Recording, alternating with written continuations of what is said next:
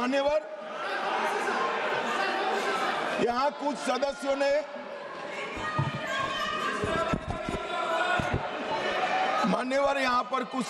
ने मैं बताता हूं भाई साहब, मान्यवर, यहां पर कुछ सदस्यों ने दूसरी भ्रांति फैलाई कि मुस्लिम महिलाओं को भी आरक्षण मिले। अरे आता हूं भाई, आता हूं। पहले अखिलेश बैठे हैं तो पहले उनकी बात करूं ना। पहली बेंच पर बैठे देखो। मान्यवर, मैं यहां सरकार की, संविधान की और भारतीय जनता पार्टी की नीतियों की पॉलिसी के बारे में स्पष्ट करना चाहता हूं। भारतीय संविधान धर्म के आधार पर आरक्षण को स्वीकार नहीं करता है। मान्यवर, इसके दो कारण हैं। पप्पू सुन लिया ना? अब शांति रखो, ठंड रखो यार।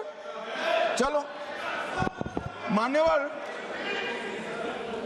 आरक्षण पाने की योग्यता, पहला कारण है, आरक्षण पाने की योग्यता ऐसी नहीं होनी चाहिए जिसको कोई प्राप्त कर सके। ये संविधान की बात मैं कर रहा हूं। अगर आज कोई अन्य धर्म का व्यक्ति है जिसको आरक्षण मिलता है, यहां नहीं मिलता है, और अगर वो मुस्लिम बन जाता है तो उसको आरक्षण मिलेगा।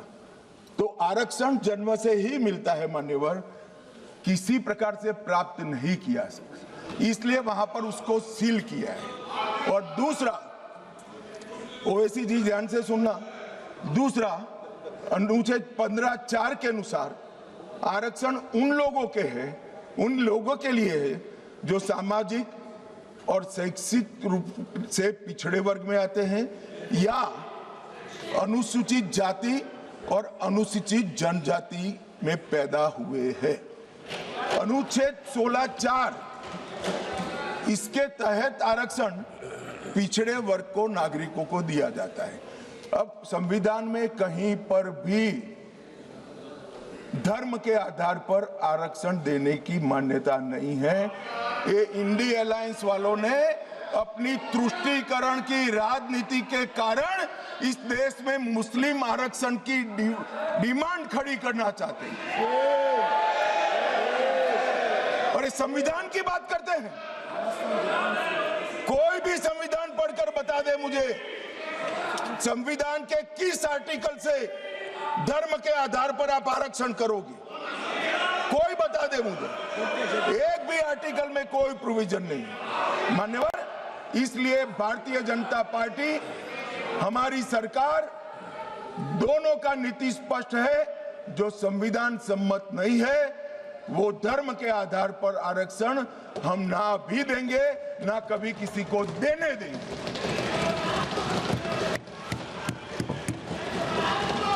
मान्यवर, अब मैं ओबीसी की बात करता हूं, सुनो ना।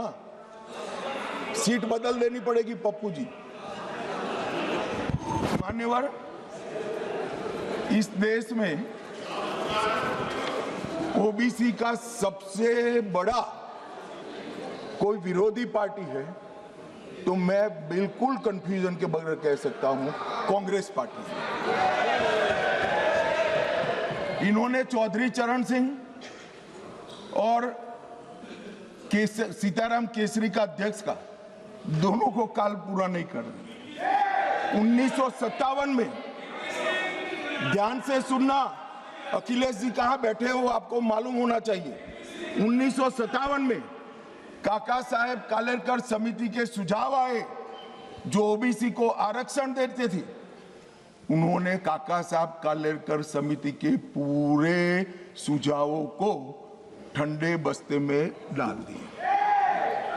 1980 में, ये जवाहरलाल जी थे, 1980 में इंदिरा जी आई, मंडल आयोग का सुझाव आया और मंडल आयोग के सुझाव को इंदिरा जी ने ठंडे बस्ते में डाल दिया।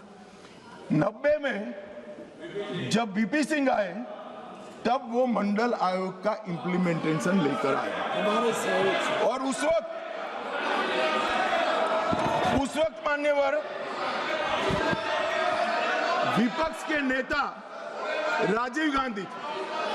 तो नेहरू जी, इंदिरा जी और अब राजीव गांधी, उन्होंने यहां पर अपने जीवन का सबसे लंबा भाषण मंडल आयोग का विरोध करने में किया, अपने जीवन का सबसे। और कांग्रेस ने 51 और 71 दोनों में जाति जनगणना का भी विरोध किया। मान्यवर, अब क्योंकि अब मेल नहीं खा रहा है, 15-20 बार चुनाव हार गए, तो अब ये ओबीसी के हितैषी बनने आए। मान्यवर, मैं आज आपके सामने कहना चाहता हूं, कांग्रेस पार्टी ने अब तक एक भी ओबीसी का प्रधानमंत्री नहीं दिया। भारतीय जनता पार्टी ने नरेंद्र मोदी और अति पिछड़ा समाज के व्यक्ति को प्रधानमंत्री बनाया। मान्यवर, इन्होंने काका साहेब कालेलकर समिति में विरोध किया। मंडल आयोग के रिपोर्ट को इंदिरा जी ने ठंडे बस्ते में डाला और जब लागू होता था राजीव गांधी जी ने भी विरोध किया। मान्यवर, मैं आज बताना चाहता हूं कि नरेंद्र मोदी सरकार में 27 मंत्री ओबीसी समुदाय में है, जो 40% होता है। मान्यवर, नरेंद्र मोदी सरकार ने ओबीसी कमीशन को संवैधानिक मान्यता दी। नरेंद्र मोदी सरकार ने ओबीसी की सूचियों को संशोधित करने का अधिकार राज्यों को देकर एम्पावरमेंट करा और 14 से 18 के बीच में 16 जातियों को ओबीसी जनजाति में क्या है। अरे मेरा हो जाने के बाद पूछिए ना। माननीय गृह मंत्री जी क्या कह रहे हैं?